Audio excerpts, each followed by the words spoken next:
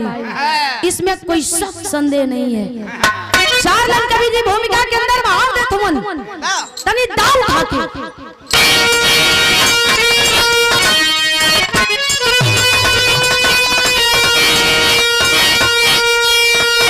तो विश्व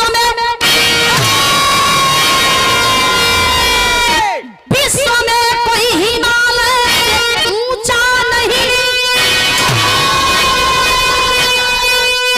विश्व में कहीं बहती नहीं गंगा की धारा, विश्व का विश्व गुरु भव्य भारत मेरा, विश्व में विश्व विजयी तिरंगा हमारा, वही है ये भारत जिससे हारा सिकंदर, चलाया है जाकर के रावण कलंका, हमसे टकराव जिंदा दिल जो हम कहे, छाती पे चढ़ के बताते ये डंका।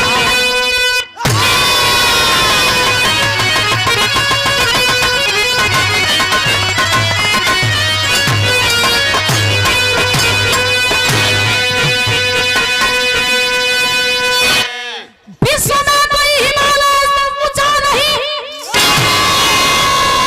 विश्व में कहीं बहती नहीं गंगा की धारा,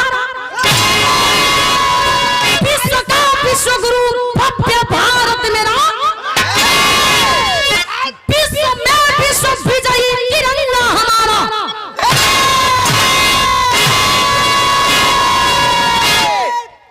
अगर इस तिरंगा पे आँच आई, बुरी नजर वालों आंख देखे भाई, आंख नोच ले, सारा डाल के काढ़ ले, का डाल के, अरे अंगुरिया की और का डाल। अच्छा ए भैया, हमान का देश पर ये दोगला नजर गड़ा के बैठल बड़ा सन। हाँ वही बगल वाला जोन हुआ दोगले हुआ, हाँ पाकिस्तान वाले, इन नंगा भिखमंगा साला, जितना ईरान का आबादी है उतना अमन का देश में रोज नार कटा जाला।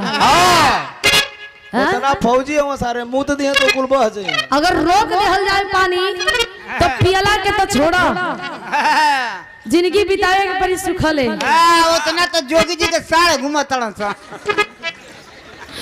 सही कहेलनी ए भैया, हमेशा वार पे वार करता है, अपने नाकाम मंसूबों को आकर के इस देश पे नजर गड़ा करके कुछ आतंकी आवेला सन, छुरछुरिया छोड़ के जाला सन, ऐसे लगेला कि वो बहुत बड़ा महान हो गिला सन, लेकिन नहीं, बिरहा में गजल का नमूना।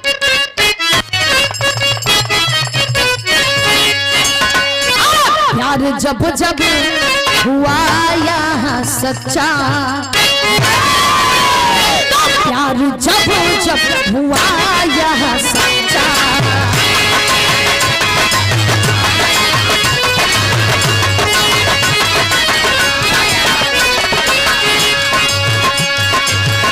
प्यार जब जब हुआ यहाँ सच्चा,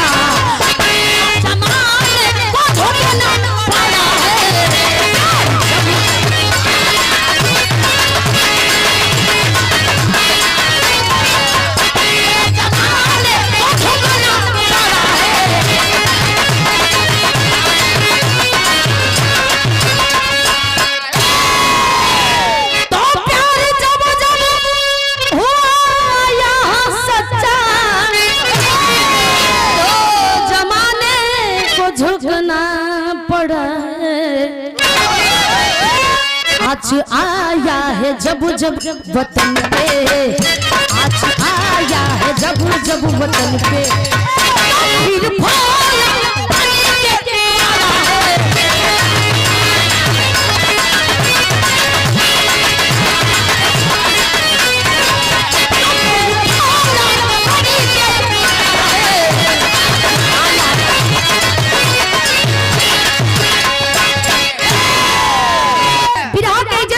शुरुआत हो गई कैसे मास्टर आओ।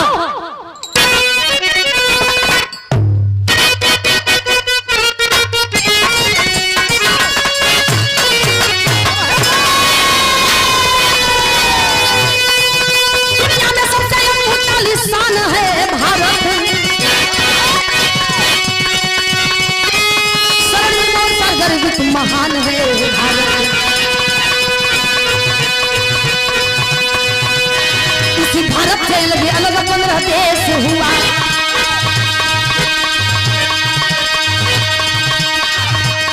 बना कोई मुल्क जिनका अनुपम अपना भेष हुआ।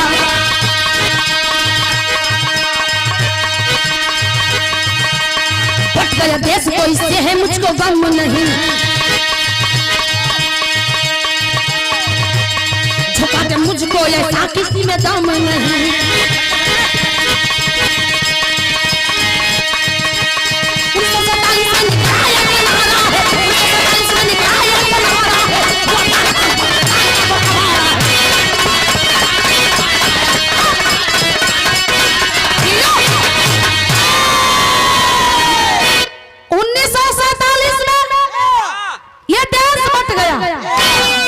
भारत से पाकिस्तान अलग हो गया।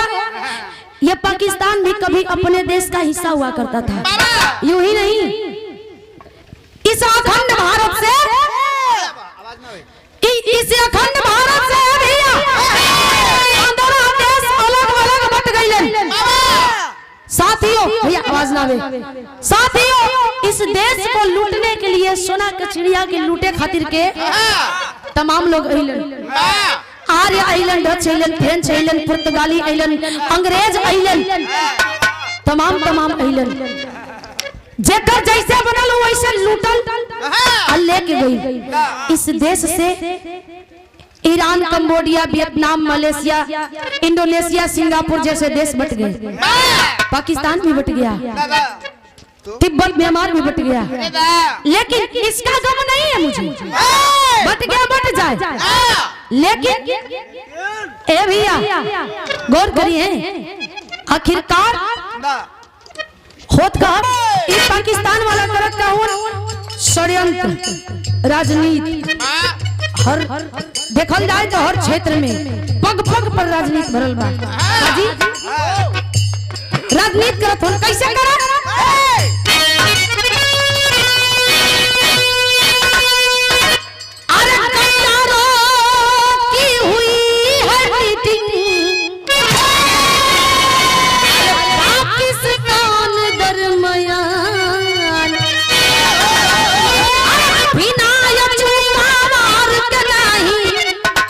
अरे मानिए हिंदुस्तान वीर जवानवा हो, वीर जवानवा हो, में मचा दो जवानवा हो।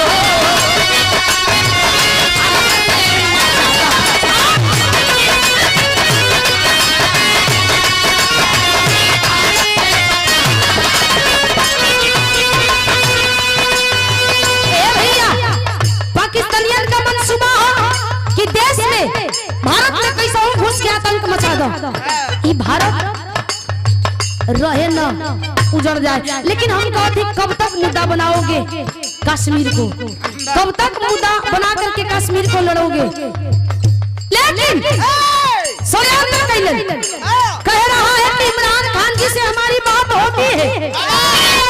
मैं कुछ कह सकता हूँ, अगर मैं कुछ कहूँ तो मान लेंगे।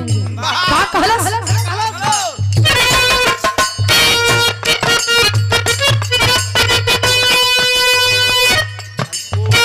विष्णु पंजवा साहब मनी है महान के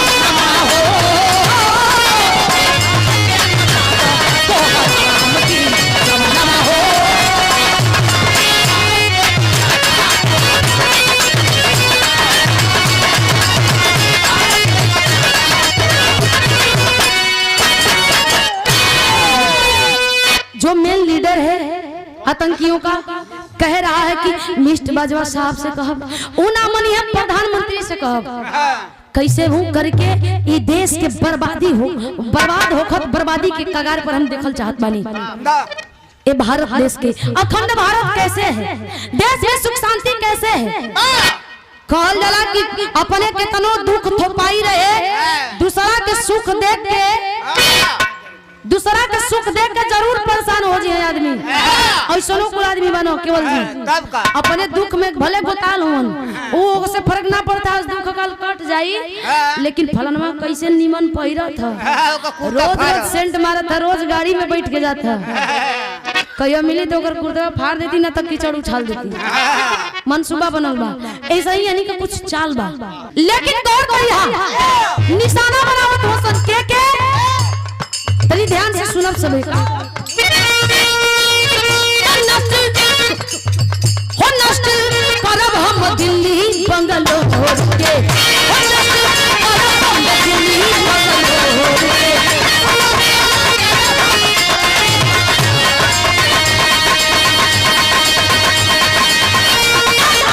लखनऊ अहमदाबाद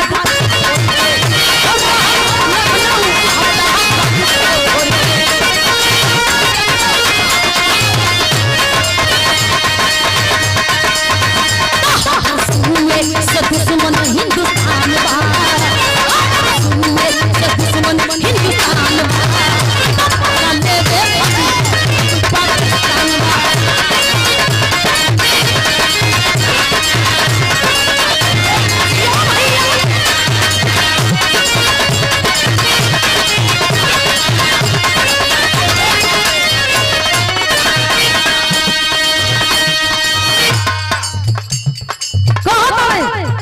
कि बम्बे बंगलोर दिल्ली लखनऊ अहमदाबाद मेन शहरों को मुद्दा बनाया जाए, खास करके दिल्ली को उड़ाया जाए ताकि दिल्ली में जितने भी नेता बैठे हैं, बंगलोर कलकत्ता जितने भी नेतागण बैठे हैं दिल्ली में वो उड़ जाए। आज जब दिल्ली तबाह हो जाए तो देश के पूरा तबाह कर दिया जाए। कैसा हूँ तब कहत संका लेके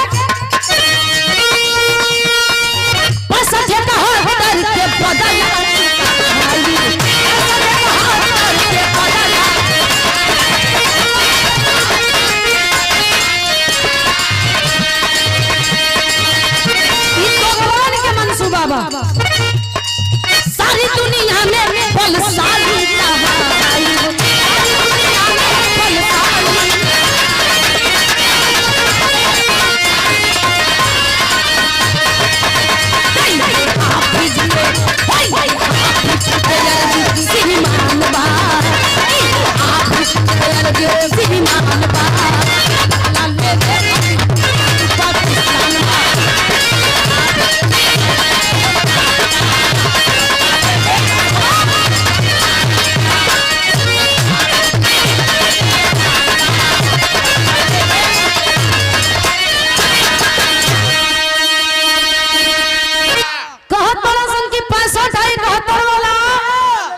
भुलाई लिखी जा ओकर बदला लेके रहल जी, लेकिन गौर करेंगे सन की दुनिया में अपने आप के बलशाली कहावे के बा।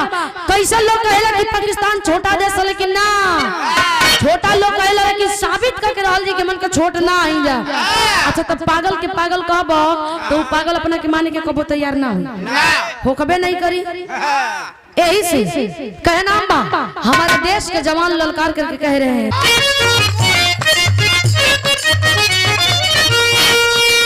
भाग चल बाटे जहानामा में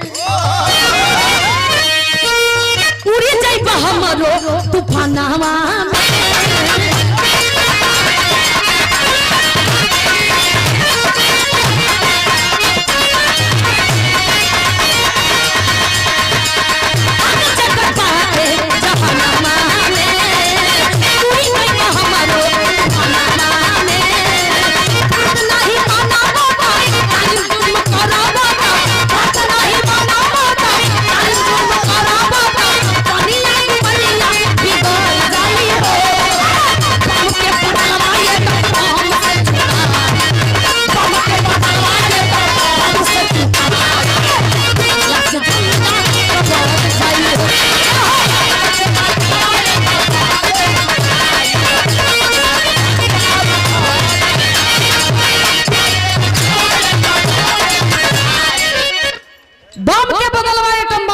जाइब अगर अपने आप पर आजिब त नक्शा से मिट जेबा सो ई समझ में ना आई कि कहां नक्शा रहल छोड़ो अपन गिनी मिसाइल पाकिस्तान में छोड़ देव ना तो फिर एगो घास का पता ना चली छोड़ो बापन गिनी मिसाइल पाकिस्तान में नाके बैठे उड़ जाइबा तो बना आसमान में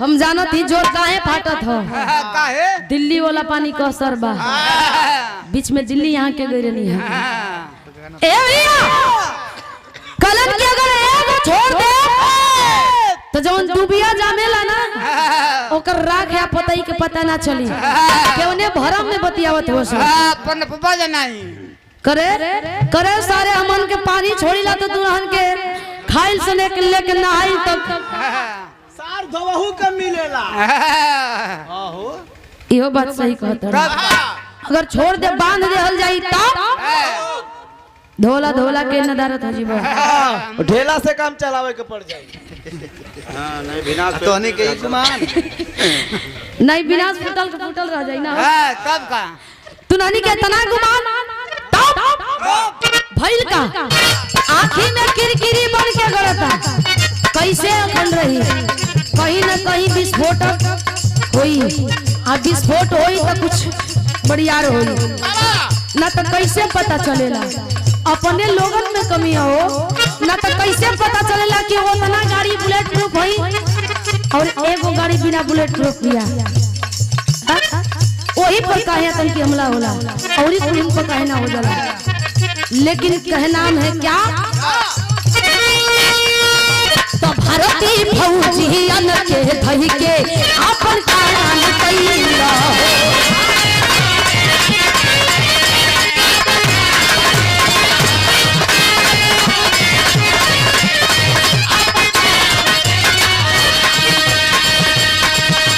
तो कहीं के विस्फोटक दुनिया में अपन नाम कैला हो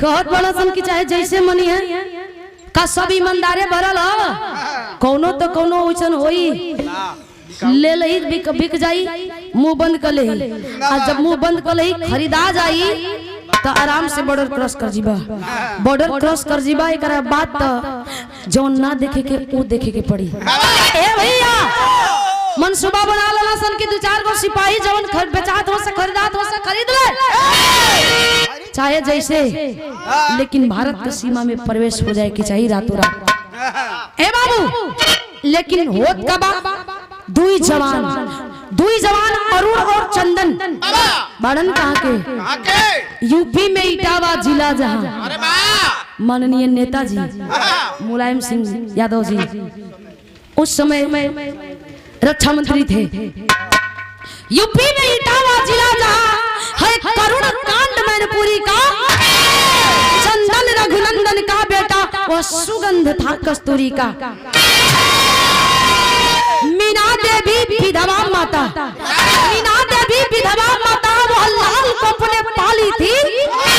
बदन गठीला रंग गोरा हनुमान के जैसा ढाली थी। सहारा मिल गई, दोनों दोस्त एक साथे उठा, एक साथे बैठा, एक साथे पढ़ा। अबे भर्ती आई ला यूपी पुलिस का चले के काल दौड़ा तू ना तू तो पहले हो जीवा।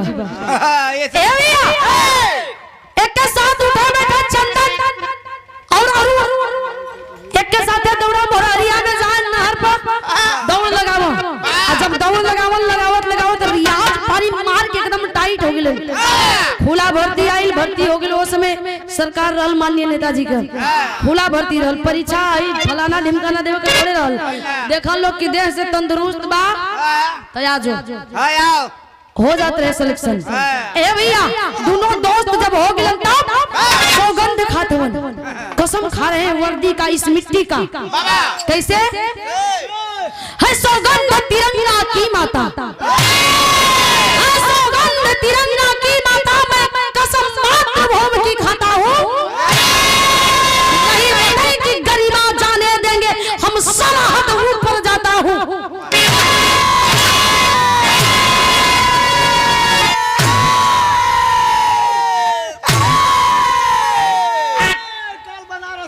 अरे फाट जाए तो तोहर जरिए से कटाई का काट ले बा? नाइट कटाई कटाई कहीं कर हम कहेंगे अगर कुछ और ही काट ले बा। हाई लोग दूसरे समझ जाता है तो साफ साफ बोलल करा। अरे नीचे के तो उनका एकदम साफ है, चिकन का मोछिया हो खड़ा होकर दिखा दे इनके। आनार आदमी के लौकत नहीं है। वाह आगे आगे का लेकिन ये भैया फौज में भर्ती हो गए आ ड्यूटी पड़ल कहाँ वही रजौरी बॉर्डर पर। और रजौरी बॉर्डर पर पड़ल माई यार अपने बेटवा के खिया पिया के देश खातिर काली की जो देश पे जैसे जाते हुए वैसे विधवा माई का आन बान और शान मान मर्यादा के बचा के रखिए। तोर बाप जैसन फौजी रहलन वैसन फौजी बन के दिखाइए। सीना में गोली कहाँ के आई बे तो एगो आंस एगो बूंद ना गिराई। अगर पीठ पीछे रे बेटा गोली खा के आईबे तो समझ ले कि तोर माई ई मुंह देखे तक ना जाई। माई कसम देती है, माई कहती है तो जाके यगिया लगा दी है। जैसे सीना चौड़ा करके जाते हुए वैसे मान सम्मान बचा के रखिए। देश का शान तोरा कंधा पर बा। तब जाके यगिया लगा दी अरे पानी में, अरे पानी में दाग लगे ना बेटा यही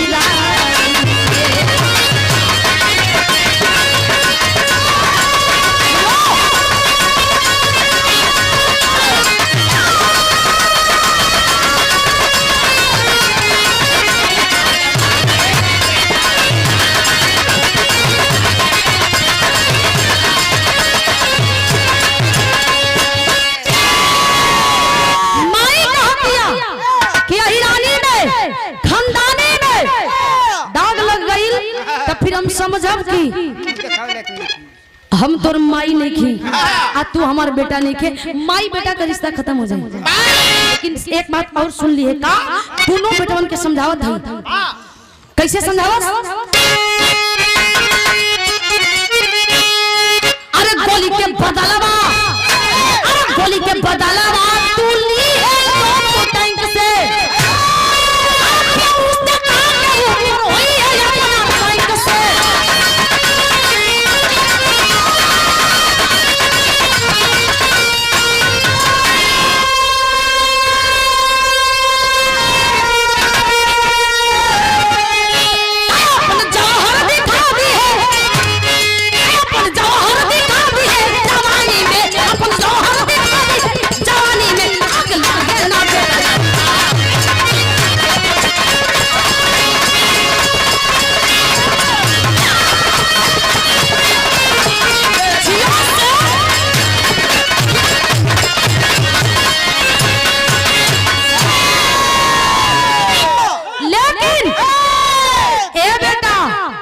अगर वो बम छोड़ी है तो एटम बम से होकर जवाब दी है, ईंट का जवाब पत्थर से दी है।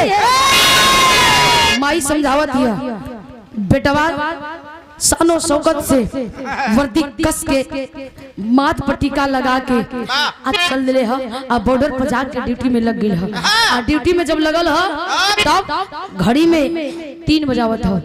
ड्यूटी करत 2 से 4 दिन हो गई। आ जब 2 से 4 दिन हो गई नौ सिखुआ लइकन का नया जोम होला, ये एगो जोमे अलग होला। अबे नया नया हुआ ट्रेनिंग कैले हुआ, लेकिन ड्यूटी कैसे कैल जाला पूरा तरह से। अबे इना नया खून हूँ बाल आ जाला तब सोचा ना कब पाया कब रेल दे थे के ना तो रही नहीं। गीत बदल गई कैसे हमरे बिहार के आखिरी गीत।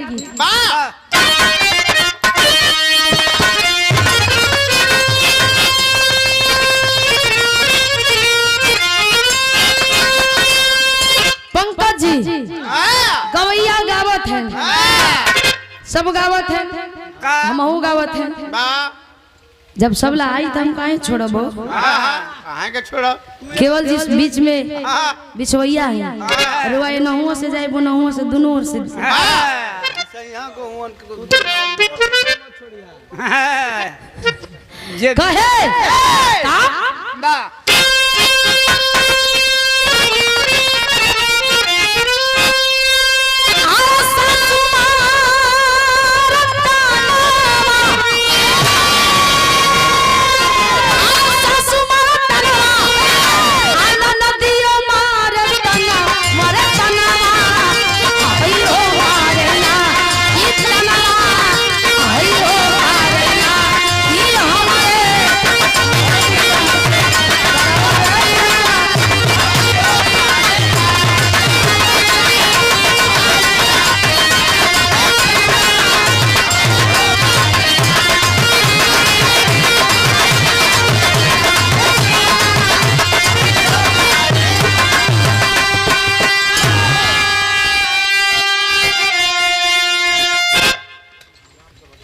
ठकुरी की धरती से ना ग्राम सभा के प्रधान श्री देवेंद्र यादव जी, आप जी के द्वारा ये शानदार 100 रुपया देकर के हौसला बढ़ावल गई कोटि कोटि बंदन। लेकिन 3 बजे तो पाकिस्तान के बॉर्डर से कुछ हलचल होता, जब हलचल होता तारा से लाइट बरत था, डिमडिमाट लाइट बरत था, तो जवान दोनों चौक गए, पोजीशन ले लिए, पोजीशन ले लेलन कलन के ऐसे कि बोल भाई कल पोजीशन पर ले ले कौन होई आगे देखल जाई, आज बक्सल ना जाई हमन के मेडल लेवे के और देश के प्रति अपन जागरूकता अपन सच्चे सिपाही भइला के सबूत भी देवे के।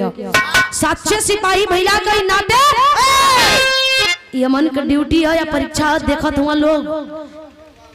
हाँ जा जा फेंकवाला वो कहीं जरूरी है भाई का छुटछुरिया छोड़ के चल गए। जब छुटछुरिया छोड़ के चल गए तो क्या समझता रहा चिड़िया के बांध क्या कहो कि उड़ तो आजादी हो, ऐसा आजादी ना चाहिए भाई का।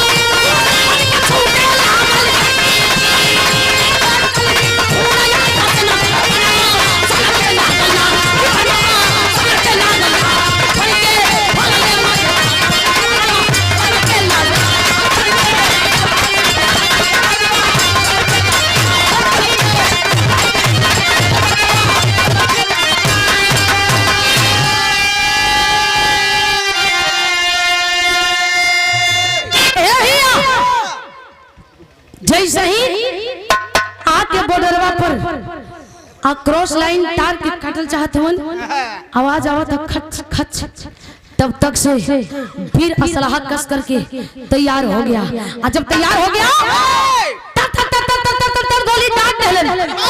और जब गोली दाग दहलन ए दादा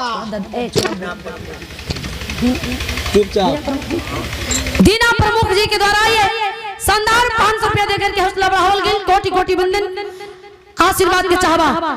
जब गोली दाग दहलन बटालियन सुतल, बटालियन जैसे वैसे ही हथियार लेकर दौड़ल। कहां गोली छूट गले, कहां गले करी माता बोला ज्यादा जोर न फटे, जेकर जोर फटा था वो बिजियन का हथियार ले ले चल जा। चला सीमा पर दे दे, ले जाएंगे उनके घरे। तोड़ रे नली तोड़। ए भैया बटालियन दौड़ के आई। कलश की कहां गोली चलाए हो?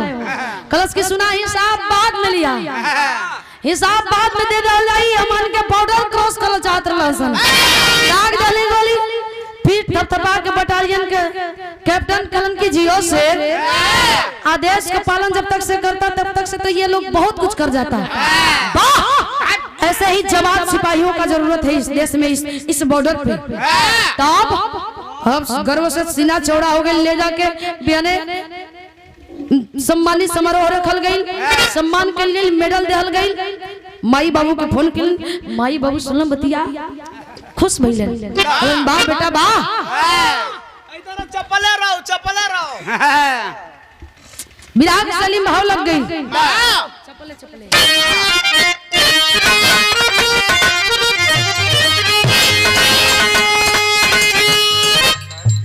अरे तूफान तोहरा छाती में भरब, बढ़ा ले।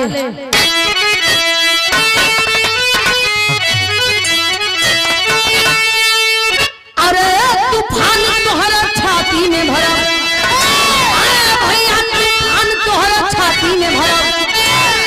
हिली ना हिंद हिमालय हीरो हिंदुस्तान। समय कम लगा था तो के हीरो हिंदुस्तानी लगा था। नहीं पते जाओ बढ़ जा भैया था ई ना मानिए ई भैया के ना छापा के सारे। अरे तूफान तोहरा छाती में भरब, तूफान तोहरा छाती में भरब। हिली ना हिंद हिमालय हीरो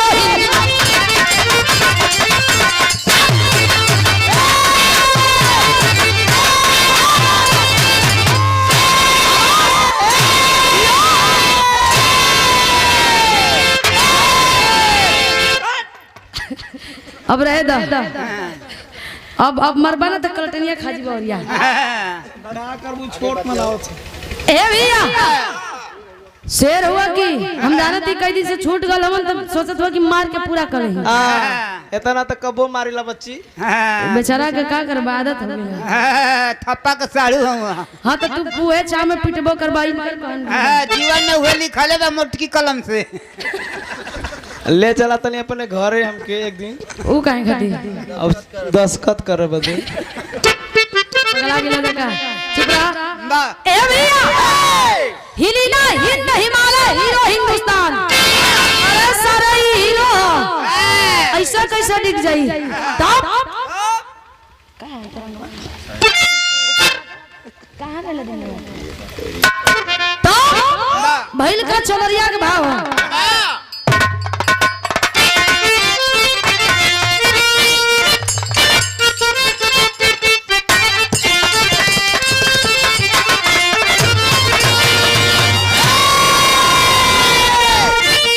वो तो बस टेलर दिखा करके चला गया। फिर बटालियन के साथ में झुंड बना करके गिरोह बना करके दोबारा लड़ने के लिए आया। आतंकी मेन लीडर आगे आगे चल रहा है। इधर घुसपैठियों द्वारा विजिलेंसों द्वारा पता भी चल गया, पता चल गया कि हमारे देश में फिर से बॉर्डर क्रॉस करने वाले हैं आतंकी। चौकन्ने हो जाओ सारे सिपाही, बटालियन के जितने भी सिपाही हैं, नौजवान सिपाही चौकन्ना हो गए। और जब चौकन्ना हो गए तब चप्पल चप्पा चप्पा घेर लिया गया है, फिर भी इनका लड़ाई फिर एक बार दोबारा लग गई। तो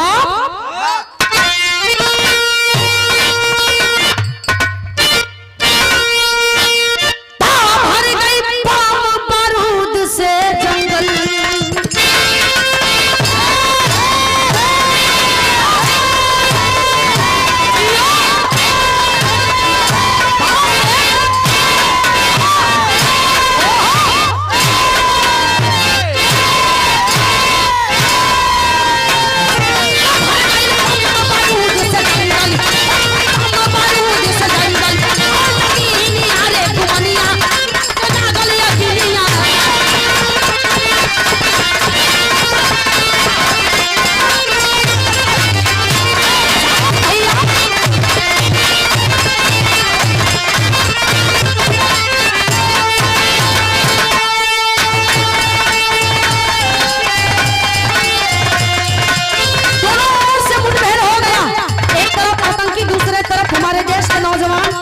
बम पे बम गोली पे गोली बरसात हो रही है, आगे बरस रही है।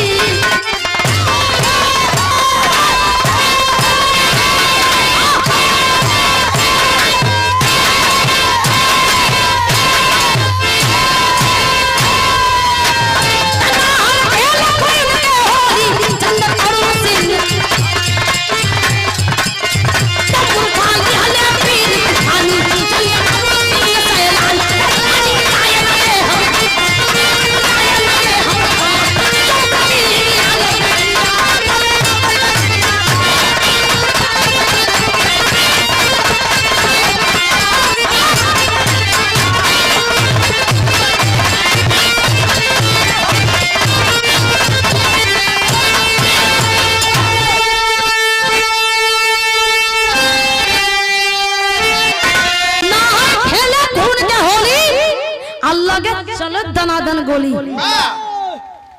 चारों तरफ, कहीं गोली कहीं बम चले लगे। आज चला चला नतीजा ये निकलल कि उधर से आतंकी भी मारा गया, तमाम आतंकी मारे गए हैं, और इधर से हमारे देश के जवान भी मारे गए हैं। हमारे देश के जवान जब बमवा फेंकस है भैया, तो हमारे देश के जवान ऐसा उड़त रहलन, इस शरीरिया चिथड़ा चिथड़ा होके, कोई के सर बात तो कोई के धड़ नहीं, कोई के करे जवा अलग फेंकाइल बात तो कोई जिंदा तड़फड़ाता। जो जिंदा है उनको हॉस्पिटलाइज किया जा रहा है, जो मर गए हैं उनको समेटा जा रहा है, पूरी टीम जाकर के लगी हुई है भैया। सबके घरे घरे फोन कल गई, और जब सबके घरे घरे फोन कल गई, जेकरा घरे फोनवा जाए बस एक के शब्द सुने की मिले कि आपका बेटा, आपका भाई, आपका पति इस देश के लिए शहीद हो गए। ए भैया, घर में मातम छाई गई, पूरा देश में मातम छाई गई। लेकिन अब चंदन और अरुण दोनों जवान घायल हुन, हॉस्पिटल में ले गए हुन। माई के यहाँ, चंदन के माई के यहाँ फोन गई, विधवा माई भी आवत में, और अरुण के पिताजी के भी फोन कल गई। वो बाबू भी करजमा पट्टावा रख के आवत बड़न, माई बाबू जब चलन। लेकिन उस माँ का एक सवाल है इस देश के शासन व्यवस्था से, ऐसा हो चौनी समय भर्ती होला, 1 इंच कहीं से कम हो जाला तो छाट देला, दरकिनार हो जाला। इतना मेहनत कईल, बरसों का मेहनत कईल, सालों का मेहनत कईल बिरथा हो जाला, पानी में मिट जाला। लेकिन ओ माई कैसे लेही जौन की नौजवान हाथा कट्ठा पाल के देश के खातिर अपने जवान के, अपने बेटा के भेज दहला, उमाई टुकड़ा में कैसे ले सकेले? जब तू 1 इंच नहीं बर्दाश्त कर सकेले तो उमाई अपने लाल के कैसे बर्दाश्त कर सकेले, जवन लाल टुकड़ा टुकड़ा में बंट के आवे। इस शासन व्यवस्था से यही कहना है। लेकिन ओ समय माननीय नेताजी का सरकार रहल, नेताजी एक काम कलन, पहले जवानन को वर्दी या टोपी आवत रहल, लेकिन नेताजी ऐलान किए कि नहीं, जवानों का वर्दी और टोपी के साथ में लाश भी जाएगा और उचित मुआवजा भी मिलना चाहिए। ये नेताजी का देन है कि आज हमारे जवान, हमारे देश के जवान कहीं भी शहीद होते हैं तो घर तक उनका लाश आता है। लेकिन ए भैया मुठभेड़ में कई जवान मारल गए, माई बाबू यार पहुंचल हुन, आज जब पहुंचलन तब आला में प्रमाण मिलल का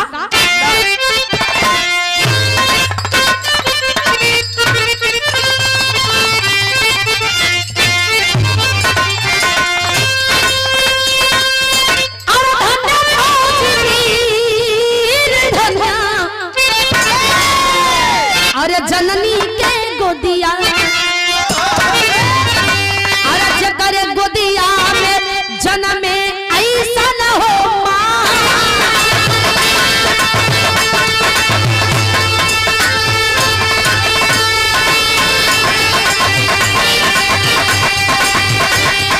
माई रही है बेसावा के फौजी सीमा।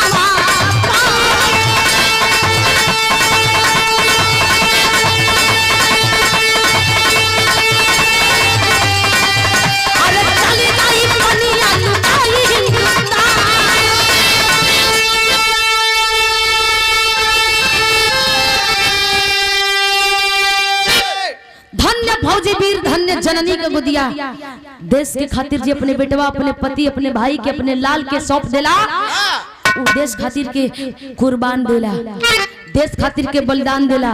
सब करे बस का बात नहीं हो, जो उन्हें घर से बेटवा निकल के जालन बॉर्डर पर खरेजा में कुबत होके के चाहिए।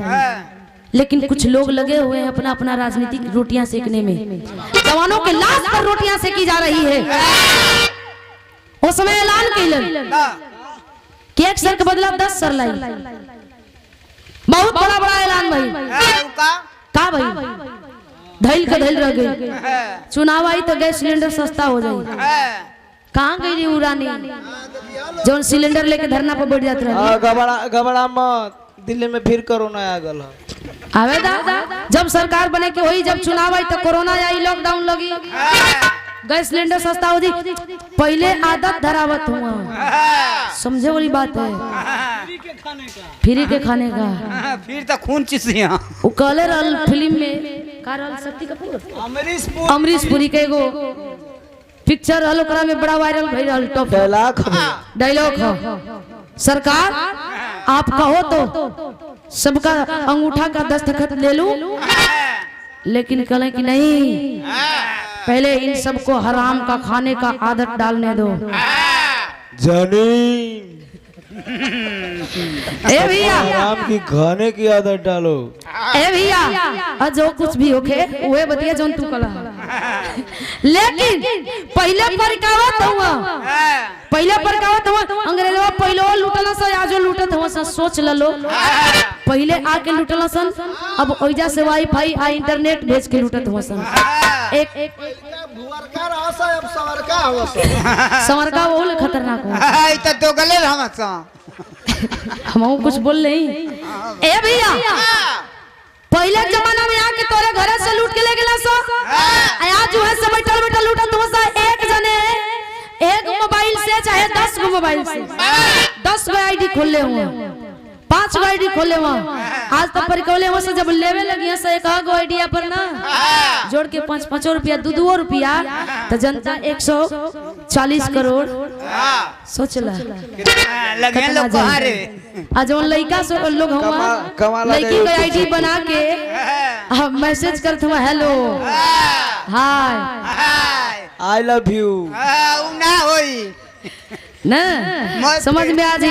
उस समय भी देश गुलाम था, आज भी देश का एक एक बच्चा आने वाला कल भी गुलाम है, लेकिन समझना होगा। ए भैया जवान आइलन, माई बाबू पहुंचल हुवन, तब माई देख के बात करन का अरे हर अपने माई के चंदन बोलावा,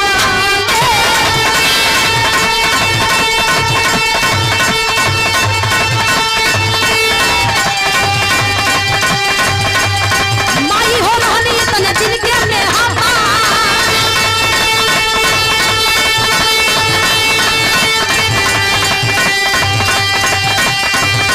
कैसे जी है घना मकरिया लाल मोहरो,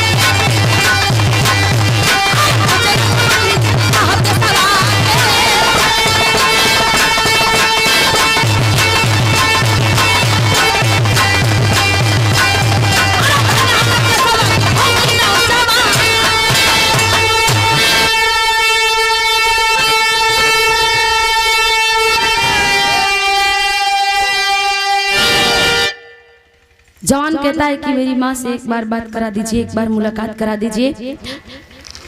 माई जब पहुंचल छतिया पर मुका मार के अपने लाल के देख के रोवे लगल। ए भैया रोवत बेकलस की रे लाल, तोरा के भेजनी इतना छोट से इतना बड़ा कहीं पहले दांत दिखाला जा कुल जानी तोने जानी नियन रहल। रामनगर में जब होत रहल ना रामलीला, हर रावण मराता की का तो होता और हर दू जाने बैठ के कहा का करबा पुराने भाई तभी आई रही, लेकिन खेरिए ना गिरौले है। राम रोत न लक्ष्मण खातिर ना हनुमान जी ना बस कुलिए सरक गए। पाड़ा भी आ गया भैया। एक जन कहलन कि तुहार तो वो नातिन का आधार है, हमारे घरे तो भैया लड़ा गले पीछे में धोखा दे दे अल्लाह। अब खैनी ठोकत हवन कहा भैया एकदम चरम सीमा पर, और वो बेचारू अपन समाचार करते, समाचार तो रोज करे के है। हम रोज भी आ गए थोड़े आई थोड़े आई हैं, कभी कम से कम सुन लो। माई रोवत में बाबू रोवत बड़न, माई कलश के देख तोरा बिना एगो अन्न करने वाला ना लेत रही, लेकिन हमें गर्व बहुत था कि हम हमारे अपने बेटा के जब पाल पोस कितना बड़ा करी तो देश के खातिर बलिदान दे रहनी, देश के खातिर हमारे बेटा कामयाब हो गई। ए भैया गर्व बा, सीना चौड़ा बा फक्र से, आंसू ना भाई ना भाई कल रही ना आंसू ना भाई तोर संगे। ए भैया तब तक से देश का रक्षा मंत्री जनरल साहब, बड़े बड़े नेता आए, जवानों के प्रधानमंत्री तमाम नेता इलन और तसल्ली देते हुए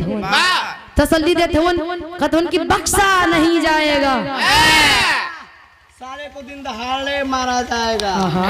लगल ना ए भैया जवान सैल्यूट देते हैं, सलामी करते हैं, तब तक से आखिरी दम वहीं तोड़ देते हैं।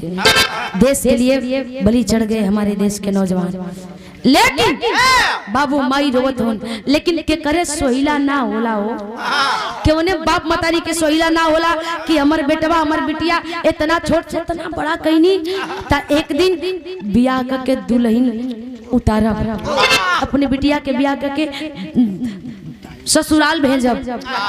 माई बाबू कहीं सोहिला होला हर घर में सोहिला होला, लेकिन ए भैया सलामी दे दम तोड़ देलन, दिल्ली में बचा के बहुत कुछ बचा देलन, आम जनता के साथ साथ नेता भी बच गए। तब कहना मखड़ी कर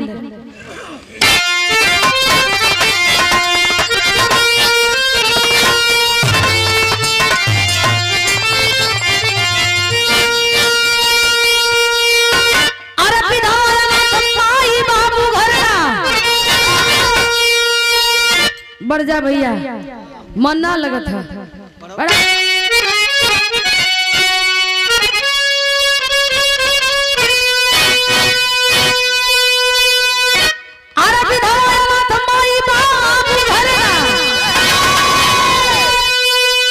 बढ़ जो भैया गावे के उनका तोर का फाटा था बड़ डेरा समझ सके मेहरारी चढ़ली तो उतरली नहीं, जिंदगी ले बजा काइन कर, मतलब पत्ती पर ना, हारमोनियम का पत्ती पर। आवा ऐसे खोल के बोल दे।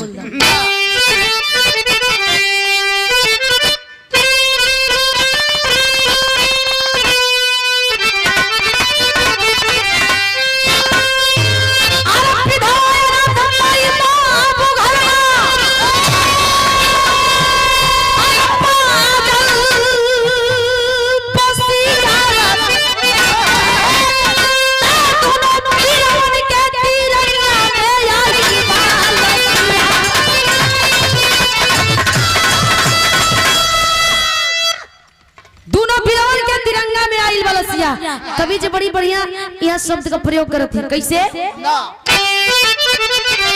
अरे सबके नसीब नहीं होला कफनमा, सबके नसीब ना होला तिरंगा का कफन।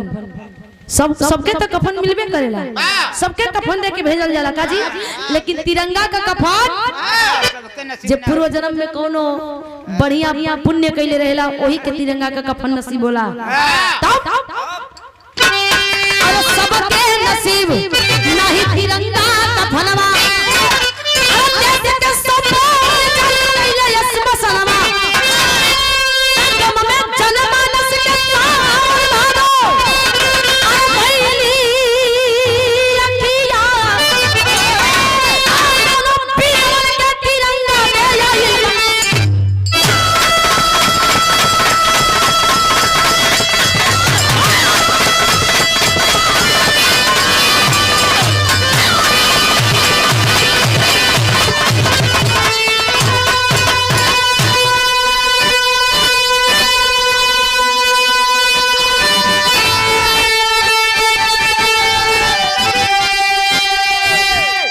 तनकी सा गुरु जी बोला रहा दोनों बिरौन के तिरंगा में आइल बलसिया तमाम वादा भई लेकिन कुछ पूरा ना भई ना ही होई बदले के होई समझे को होई समय रहते आ ज्यादा समय ना कौ दिन समय हो 2-3 दिन और हाँ एकदम जोन कहल जाला ना कि बीच का डांड पर एहरो के बिछोइया वाला डांड पर उहे गति हो गिला 2-3 दिन में समझ जा आखिरी बंद में कहना बता